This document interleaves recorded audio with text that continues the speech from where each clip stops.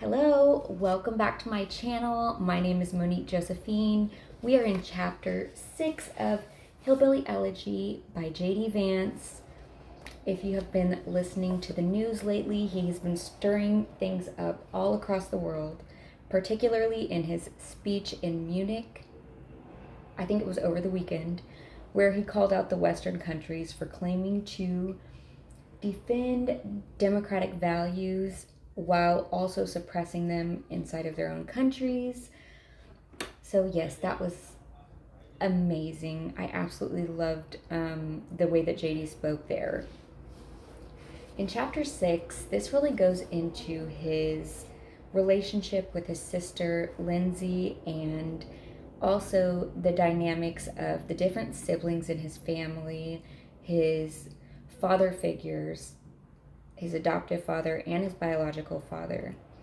So let's get into it.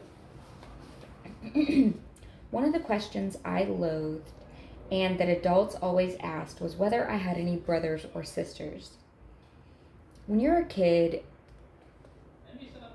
you can't wave your hand and say, oh, it's complicated, and move on. And unless you're a particularly capable sociopath, dishonesty can only take you so far. For a time, I dutifully answered, walking people through the tangled web of familial relationship that I'd grown accustomed to. I had a biological half-brother and half-sister whom I never saw because my biological father had given me up for adoption. I had many stepbrothers and stepsisters by one measure, but only two if you limited that tally to offspring of mom's husbands of the moment.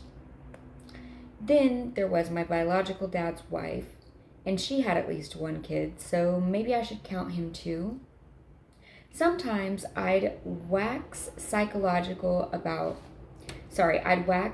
philosophical about the meaning of the word sibling. Are the children of your mom's previous husbands still related to you? If so, what about the future children of mom's previous husbands? By some metrics, I'd probably had about a dozen siblings. There was one person for whom the term sibling definitely applied. My sister Lindsey. If any adjective ever preceded her introduction, it was always one of pride. My full sister Lindsey. My whole sister Lindsey. My big sister Lindsey. Lindsey was and remains the person I was proudest to know. The moment I learned that half-sister had nothing to do with my affection and everything to do with the genetic makeup of our relationship, that Lindsey, by virtue of having a different father, was just as much my half-sister as people I'd never seen, remains one of the most devastating moments of my life. Mama told me this in a nonchalant way as I exited the shower one night before bedtime. And I screamed and wailed as if I had just learned that my dog died. I calmed down only after Mama relented and agreed that henceforth no one would ever refer to Lindsey as my half-sister. Again, Lindsey Lee was 5 years older than I was, born just 2 months after Mom graduated from high school. I was obsessed with her, both in the way that all children are of their older siblings, and in a way that was unique to our circumstances. Her heroism on my behalf was the stuff of legend. One time, after she and I argued over a soft pretzel, leading Mom to drop me off in an empty parking lot to show Lindsey what life would be like without me. It was my sister's fit of sorrow and rage that brought Mom back immediately. During explosive fights between Mom and whatever man she let into our home, it was Lindsey who withdrew to her bedroom to place a rescue call to Mama and Papa. She fed me when I was hungry, changed my diaper when no one else did, and dragged me everywhere with her, even though Mama and Aunt Wee told me I weighed nearly as much as she did. I always saw her as more adult than child. She never expressed her displeasure at her teenage boyfriends by stomping off and slamming doors. When Mom worked late nights or otherwise didn't make it home, Lindsey ensured that we had something for dinner. I annoyed her like all little brothers annoy their sisters, but she never yelled at me, screamed at me, or made me afraid of her. In one of my most shameful moments, I wrestled Lindsey to the ground for reasons I don't remember. I was 10 or 11, which would have made her about 15. And though I realized that then I'd outgrown her in terms of strength, I continued to think there was nothing childlike about her. She was above it all, the one true adult in the house, as Papa would say. And my first line of defense, even before Mama. She made dinner when she had to, did laundry when no one else did, and rescued me from the back seat of that police cruiser. I depended on Lindsey.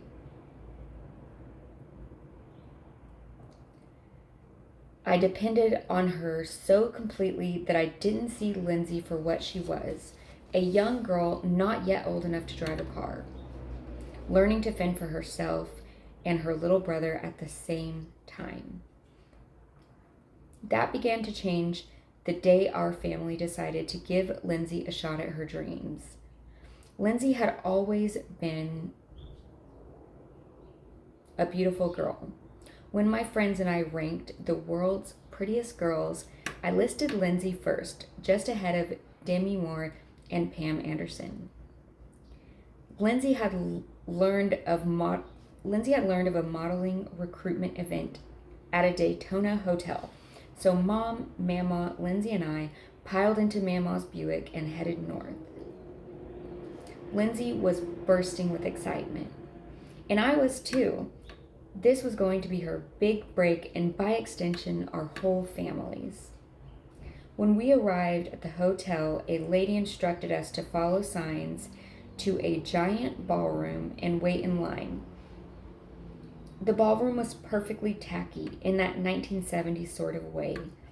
Ugly carpet, big chandeliers, and lighting just bright enough to prevent you from stumbling over your own feet. I wondered how any talent agent could ever appreciate my sister's beauty. It was too damn dark. Eventually, we reached the front line, and the talent agent seemed optimistic about my sister. She said something about how cute she was and told her to go wait in the other room. Surprisingly, she said that I was model material too, and asked if I'd like to follow my sister and hear about our next steps. I agreed enthusiastically.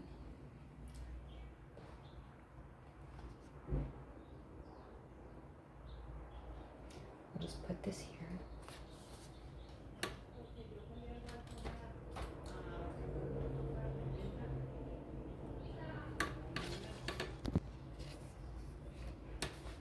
After a little while in the holding room, Lindsey and I and the other selectees learned that we had made it to the next round.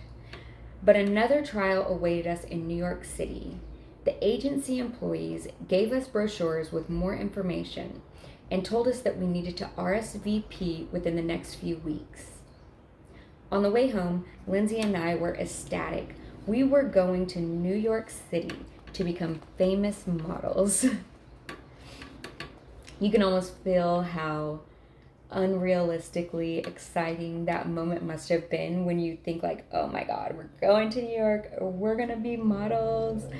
Like that childlike optimism and excitement doesn't really exist at that extent when you're an adult.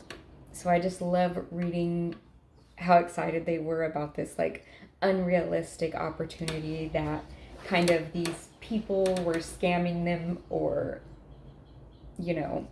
tricking them into doing so they could earn some money. The fee for traveling to New York was hefty, and if someone had really wanted us as models, they likely would have paid for our auditions. In hindsight, the cursory treatment they gave each individual, each audition was no longer than a few sentence conversation, suggests that the whole event was more scam than a talent search. But I don't know model audition protocol. That has never been my experience of expertise. That has never been my area of expertise. What I do know is that our exuberance didn't survive the car ride. Mom began to worry aloud about the cost of the trip, causing Lindsey and me to bicker about which one of us should go. No doubt I was being a brat. Mom became progressively angrier and then snapped. What happened next was no surprise. There was a lot of screaming, some punching and driving, and then a stopped car on the side of the road, full of two sobbing kids. Mama intervened before things got out of hand, but it's a miracle we didn't crash and die. Mom driving and slapping the kids in the back seat, Mama on the passenger side slapping and screaming at Mom. That was why the car stopped. Though Mom was a multitasker, this was too much. We drove home in silence after Mama explained that if Mom lost her temper again, Mama would shoot her in the face. Small price to pay. That night, we stayed at Mama's house. I'll never forget Lindsey's face as she marched upstairs to bed. It wore the pain of defeat known by only a person who experiences the highest high and the lowest low in a matter of minutes.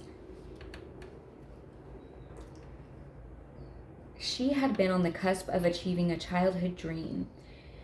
Now she was just another teenage girl with a broken heart.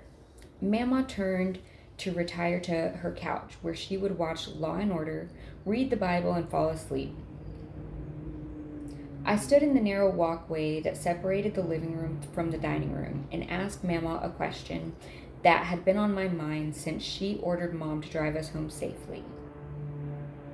I knew what she'd say, but I guess I just wanted reassurance.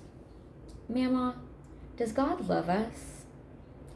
She hung her head, gave me a hug, and began to cry.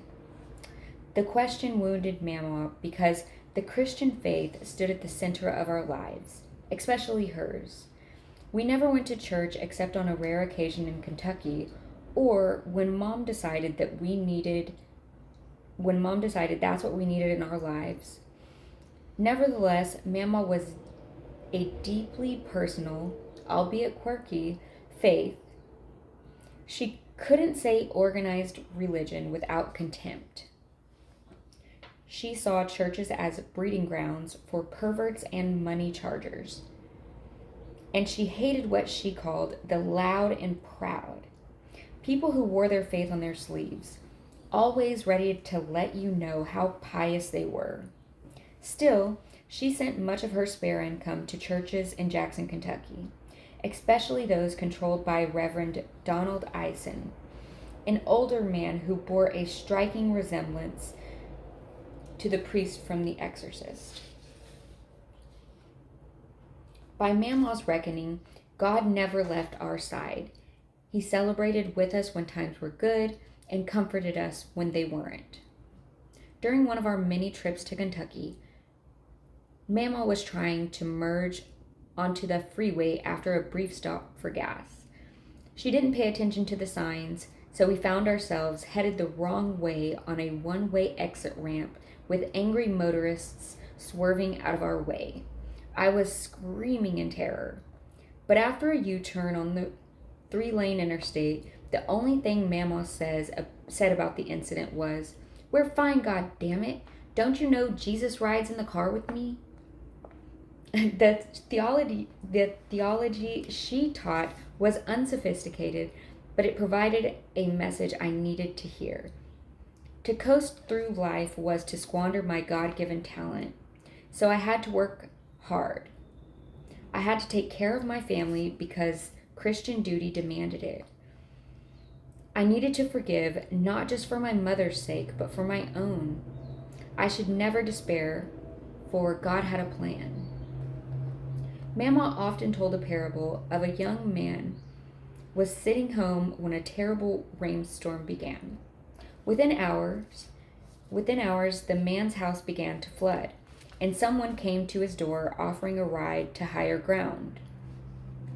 The man declined, saying, "God will take care of me."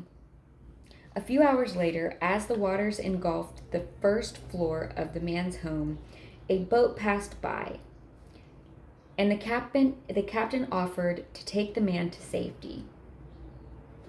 The man declined, saying, "God will take care of me." A few hours after that, as the man waited on his roof, his entire home flooded. A helicopter flew by, and the pilot offered transportation to dry land. Again, the man declined, telling the pilot that God would take care of him. Soon thereafter, the waters overcame the man. As he stood before God in heaven, he protested his faith. "You promised you'd help me so long as I was faithful. I sent you a car, a boat, and a helicopter. Your death is your own fault. God helps those who help themselves." This was the wisdom of the Book of Mormon. The fallen world described by the Christian religion matched the world I saw around me. One where a happy car ride could quickly turn into misery. One where individual misconduct rippled across a family and a community's life. When I asked Mama if God loved us, I asked her to reassure me that this religion of ours could still make sense of the world we lived in. I needed reassurance of some deeper justice, some cadence or rhyme that lurked beneath the heartache and chaos. JD. Not long after Lindsay's childhood modeling dream went up in flames, I was in Jackson with Mama and my cousin Gail on August 2nd, my 11th birthday. Late in the afternoon, Mama advised me to call Bob, still my legal father, because I hadn't heard from him yet. After we moved back to Middleton, he and Mom divorced, so it wasn't surprising that he rarely got in touch. But my birthday was obviously special, and I found it odd that he hadn't reached out. So I phoned and got the answering machine. A few hours later, I phoned once more, and with the same result. And I knew instinctively that I would never see Bob again. Ugh, that's so heartbreaking. Either because she felt bad for me or because she knew I loved dogs, Gail took me to the local pet store where a brand new litter of German Shepherd puppies was on display. I desperately wanted one and had just enough birthday money to make the purchase. Gail reminded me that dogs were a lot of work and that my family, read my mother, had a terrible history of getting dogs and then giving them away. When wisdom fell on deaf ears, "You're probably right, Gail, but they're so cute," authority kicked in. "Honey, I'm sorry, but I'm not letting you buy this dog." By the time we returned home to Mama Blanton's house, I was more upset about the dog than about losing father number 2. I cared less about the fact that Bob was gone than about the disruption his departure would inevitably cause. He was just the latest casualty in a long line of failed paternal candidates. There was Steve, a soft-spoken man with a temperament to match.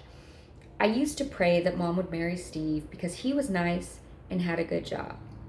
But they broke up and she moved on to Chip, a local police officer. Chip was kind of a hillbilly himself. He loved cheap beer, country music, and catfishing. Catfish fishing, not catfishing. And we got along well until he, too, was gone. One of the worst parts, honestly, was that Bob's departure would further complicate the tangled web of last names in our family. Lindsey was a Lewis, her dad's last name. Mom took the last name of whichever husband she was married to. Mama and Papa were Vances, and all of Mama's brothers were Blantons. I shared a name with no one I really cared about, which bothered me already.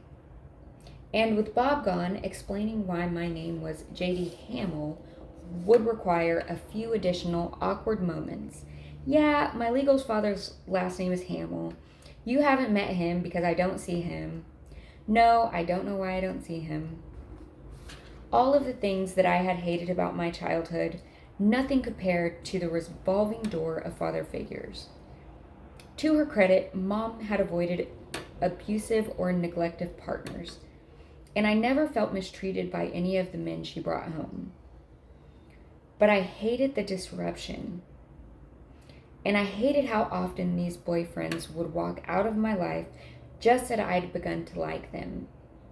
Lindsey, with the benefit of age and wisdom, viewed all of the men skeptically. She knew that at some point they'd be gone. With Bob's departure, I had learned the same lesson. Mom brought these men into our lives for the right reasons. She often wondered aloud whether Chip or Bob or Steve made good father figures, she would say. He takes you fishing, which is really good. Or, it's important to learn something about masculinity from someone closer to your age. When I heard her screaming at one of them or weeping on the floor after an especially intense argument, or when I saw her mirrored in despair after a breakup, I felt guilty that she was going through this for my sake. After all, I thought Papa was a plenty good father figure. I promised her after each break that we'd be okay, or we'd get over this together, or, echoing Mama, that we didn't need any damn men. I know Mom's motives were not entirely selfless. She, like all of us, was motivated by the desire for love and companionship. But she was looking out for us too. The road to hell, however, is paved with good intentions. Caught between various dad candidates, Lindsey and I never learned how a man should treat a woman. Chip may have taught me how to tie a fishing hook, but I learned little else about what masculinity required of me other than drinking beer, screaming at women screaming at women when she screamed at you. In the end, the only lesson that I took was that you can't depend on people. I learned that men will disappear at the drop of a hat. Lindsey once said, "They don't care about their kids. They don't provide. They just disappear. And that's not that hard for them to do." Mom perhaps sensed that Bob was regretting his decision to take on an additional child, because one day she called me into the living room to speak on the phone with Don Bowman, my biological father. It was short but a memorable conversation. He asked if I remembered wanting to have a farm with horses and cows and chickens, and I answered that I did. He asked if I remembered my siblings, Corey and Chelsea, and I did a little bit, so I said kind of. He asked if I'd like to see them again. If I'd like to see him again. I knew little about my biological father and barely recalled my life before Bob adopted me. I knew that Don had abandoned me because he didn't want to pay child support, or so Mom said. I knew that he was married to a woman named Cheryl, that he was tall and people thought I looked a lot like him. And I knew that he was, in Mama's words, a holy roller. That was the word she used for charismatic Christians who she claimed handled snakes and screamed at who handled snakes and screamed and wailed in church. This was enough to pique my curiosity. With little religious training, I was desperate for some exposure to a real church. I asked Mom if I could see him, and she agreed. So, in the same summer that my legal father walked out of my life, my biological one walked back in. Mom had come full circle. Having cycled through a number of men in effort to find me a father, she had settled on the original candidate. Don Bowman had much more in common with Mom's side of the family than I expected. His father and my grandfather, Don C. Bowman, also migrated from eastern Kentucky to southwest Ohio for work.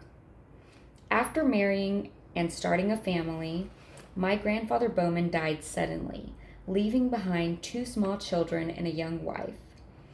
My grandmother remarried, and Dad spent much of his childhood in eastern Kentucky with his grandparents. More than any other person, Dad understood what Kentucky meant to me because it meant the same thing to him. His mom remarried early, and though her second husband was a good man, he was also very firm and an outsider. Even the best step-parents take some getting used to. In Kentucky, among his people, and with plenty of space, Dad could be himself. I felt the same way. There were 2 kinds of people.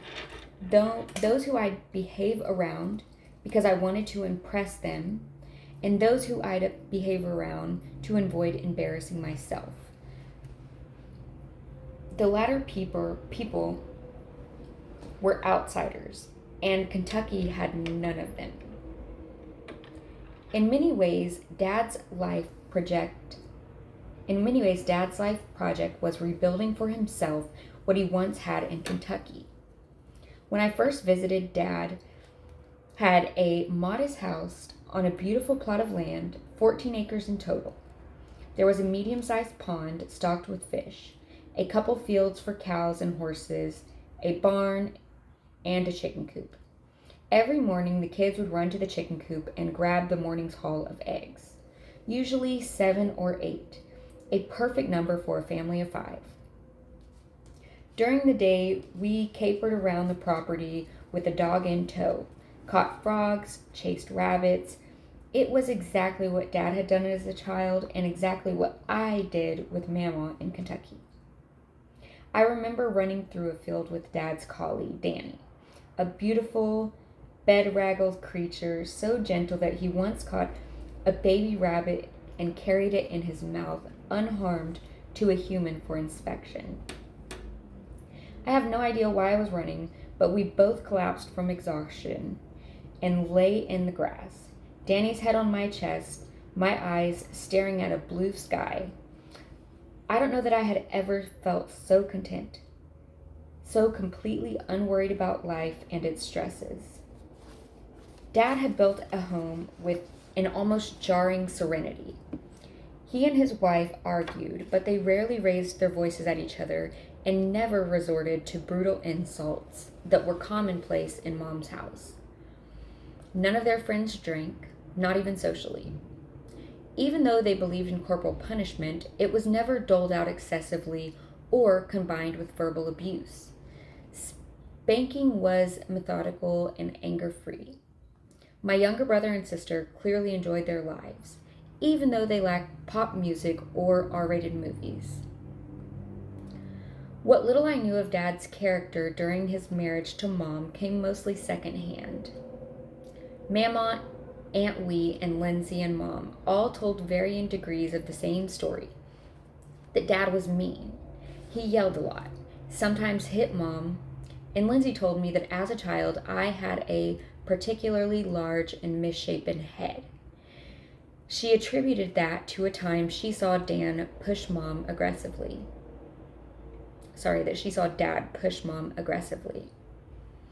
Dad denies ever physically abusing anyone, including Mom. I suspect that they were physically abusive to each other in the way that most of Mom and her men were. A bit of pushing, some plate throwing, but nothing more. What I do know is that between the end of his marriage with Mom and the beginning of his marriage with Cheryl, which occurred when I was 4, Dad had changed for the better. He credits a more serious involvement with his faith. In this, Dad embodied a phenomenon social scientists have observed for decades. Religious folks are much happier. Regular church attendees commit fewer crimes, are in better health, live longer, make more money, drop out of high school less frequently, and finish college more frequently. More frequently than those who don't attend church at all. MIT economist Jonathan Gruber even found that the relationship was causal. It's not just that people who happen to live successful lives also go to church. It's that church seems to promote good habits. In his religious habits, Dad lived the stereotype of cultural conservative Protestant with Southern roots. Even though the stereotype was mostly inaccurate, despite their reputation for clinging to their religion, the folks back home resembled Mama more than Dad. Deeply religious, but without any attachment to a real church community. Indeed, the only conservative Protestants I knew who attended church regularly were my dad and his family. In the middle of the Bible Belt, active church attendance is actually quite low. Despite its reputation, Appalachia, especially northern Alabama to Georgia. Despite its reputation, Appalachia, especially northern Alabama and Georgia to southern Ohio, has far lower church attendance than the Midwest. Parts of the Mountain West and much of the space between Michigan and Montana, oddly enough, we think we attend church more than we actually do. In a recent Gallup poll, Southerners and Midwesterners reported higher rates of church attendance in the country. Yet, actual church attendance is much lower. This pattern of deception has to do with cultural pressure.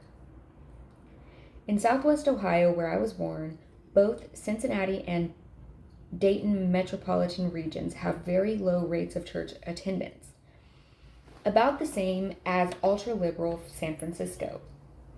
No one I know in San Francisco would feel ashamed to admit they don't go to church. In fact, some of them might feel ashamed to admit that they do. Ohio is the polar opposite. Even as a kid, I'd lie. When people asked if I attended church regularly, excuse me, even as a kid, I'd lie when people asked if I attended church regularly. According to Gallup, I wasn't alone in feeling that pressure.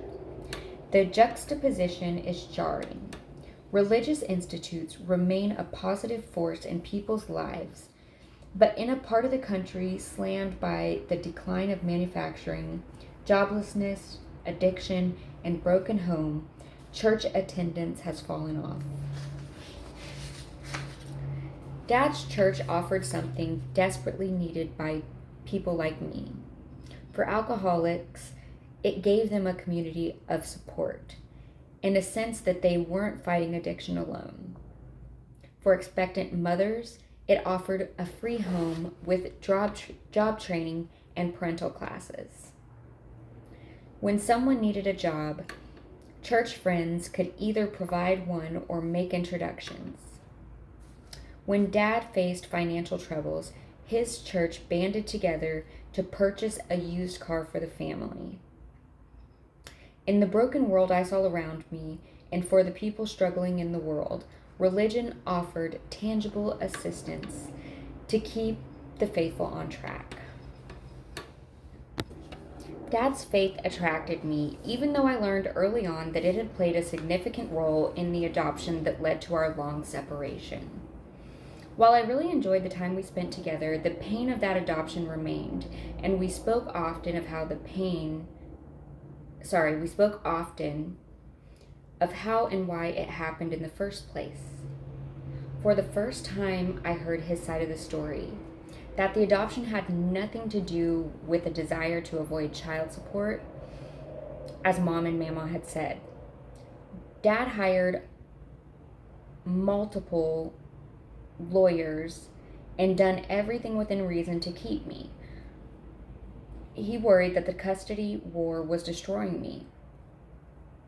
When I saw him during visitations before the adoption, I would hide under the bed for the first few hours, fearful that he would kidnap me and never let me see Mama again. Seeing his son in such a frightened state led him to reconsider his approach. Mama hated him, a fact I knew firsthand, but Dad said her hatred stemmed from the early days of his marriage to Mom, when he was far from a perfect husband. Sometimes, when he came to pick me up, Mama would stand on the porch and stare at him unblinking, clutching a hidden weapon. When he spoke to the court's child psychiatrist, he learned that I had begun acting out at school and was showing signs of emotional problems. This I know to be true. After a few weeks in kindergarten, I was held back for a year.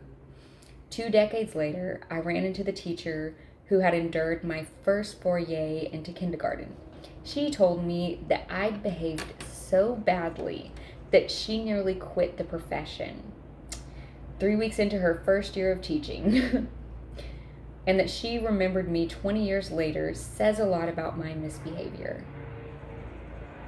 Eventually, Dad told me he asked God for 3 signs that an adoption was in my best interest. Those signs apparently appeared, and I became the legal son of Bob, a man I'd known for barely a year.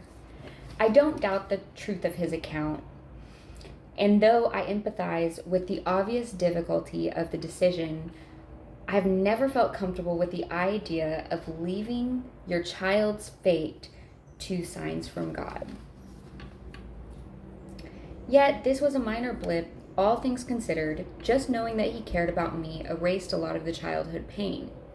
On balance, I loved my dad and his church. I'm not sure if I liked the structure or if I just wanted to share in something that was important to him, or both. I suppose both. But I became a devoted convert. I devoured books about young earth, creatism, and joined online chat rooms to challenge scientists on the theory of evolution. I learned about millennialists' prophecy and convinced myself that the world would end in 2007. I even threw away my Black Sabbath CDs. Dad's church encouraged all of this because it doubted the wisdom of secular science and the morality of secular music. Despite the lack of a legal relationship, I began spending a lot of time with Dad. I visited him on most holidays and spent every other weekend at his house. Though I loved seeing aunts, uncles, and cousins who hadn't been part of my life in years, the basic segregation of my 2 lives remained. Dad avoided Mom's side of the family, and vice versa. Lindsey and Mama appreciated Dad's new role in my life, but they continued to distrust him. To Mama, Dad was the sperm donor who had abandoned me at a critical juncture. Although I too resented Dad for the past, Mama's stubbornness didn't make things any easier. Still, my relationship with Dad continued to develop, and so did my relationship with his church. The downside of his theology was it promoted a certain segregation from outside world. I couldn't listen to Eric Clapton at Dad's house, not because the lyrics were inappropriate, but because Eric Clapton was influenced by demonic forces.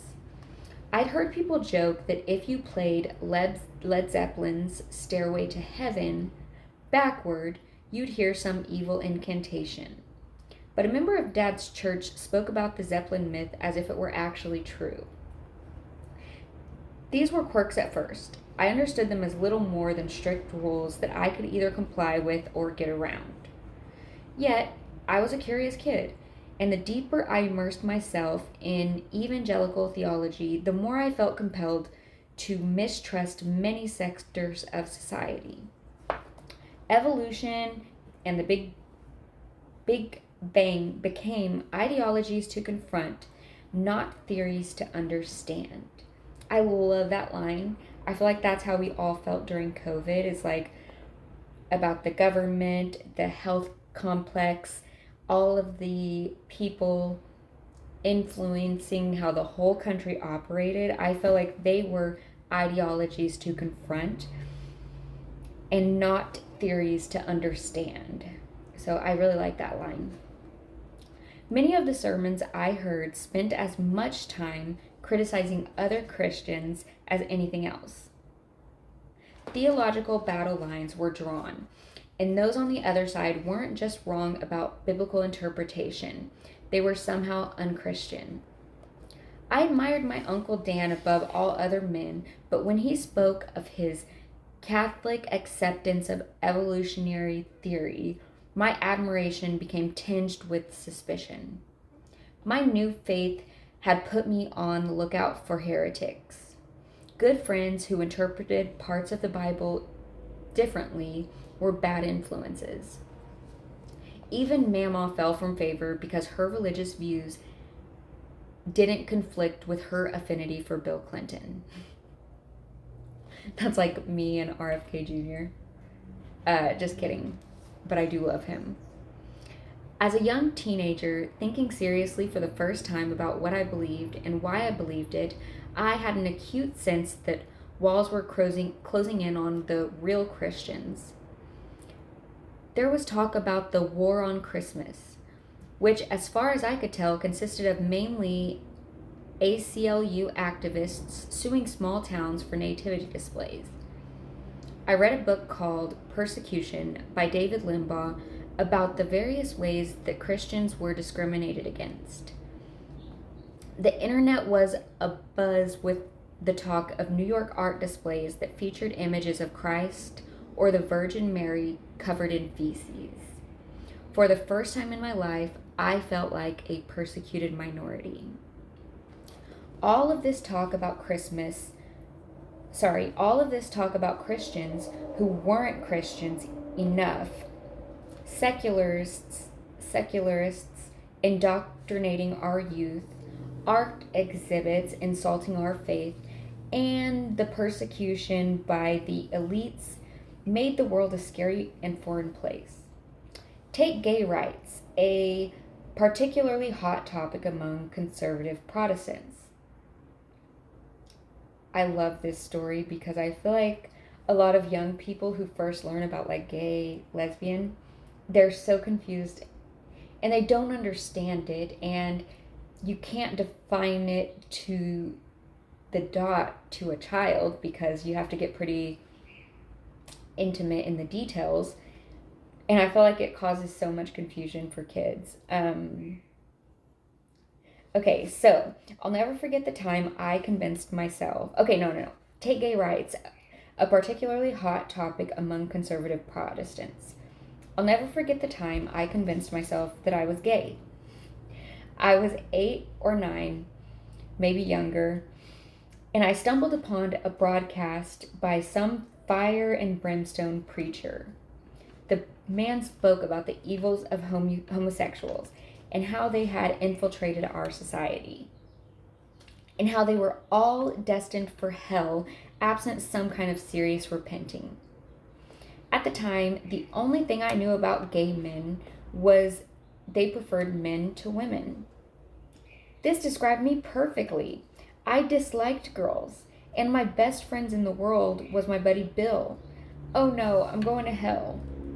I broached this issue with Mama, confessing that I was gay and that I was worried I would burn in hell. She said, "Don't be a fucking idiot. How do you know you're gay?" I explained my thought process. Mama chuckled. and seemed to consider how she might explain to a boy my age. Finally, she asked, JD, do you want to suck dicks? I was flabbergasted. Why would someone want to do that? She repeated herself, and I said, of course not. Then she said, you're not gay. And even if you did want to suck dicks, that would be okay. God would still love you. That settled the matter. Apparently, I didn't have to worry about being gay anymore. Now that I'm older, I recognize the profanity of her statement. Gay people, though unfamiliar, threatened nothing about Mama's being. There were more important things for Christians to worry about. Okay, that's another point I really like in this chapter. It just highlights, I feel like, the bigger analogy. Like, there's more important things for Christians to concern themselves with than these small, divisive issues. While some of them do go directly against our values, it's not like we are condemning anybody for the things that we don't understand or approve of. It's like, hey, there's bigger fish to fry. Please don't bother me with it. I'm not going to bother you. If you ask me if I approve, I'm going to answer you honestly, so maybe just don't ask me what I think. In my new church, on the other hand, I heard more about the gay lobby and the war on Christmas than about any particular character trait that a Christian should aspire to have. I recalled that moment with Mama as an instance of secularist thinking rather than an act of Christian love. Morality was defined by not participating in this or that particular social madly. The gay agenda, evolutionary theory, Clinton liberalism, or extramarital sex. Dad's church required so little of me. It was easy to be a Christian. The only affirmative teachings I remember drawing from church were that I shouldn't cheat on my wife and that I shouldn't be afraid to preach the gospel to others. So I planned a life of monogamy and tried to convert other people, even my 7th grade science teacher who was a Muslim. The world launched toward moral corruption, slouching toward Gomorrah. The rapture was coming, we thought.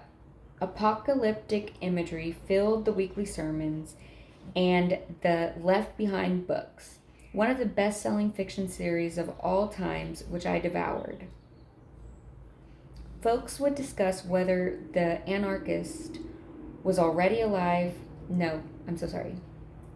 Folks would discuss whether the Antichrist was already alive, and if so, which of the world leaders it might be. Someone told me that he expected I'd marry a very pretty girl if the Lord hadn't come by that time.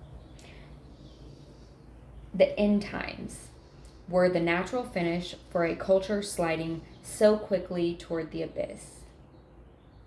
Other authors have noted the terrible retention rates of evangelical churches and blamed precisely that sort of theology for their decline.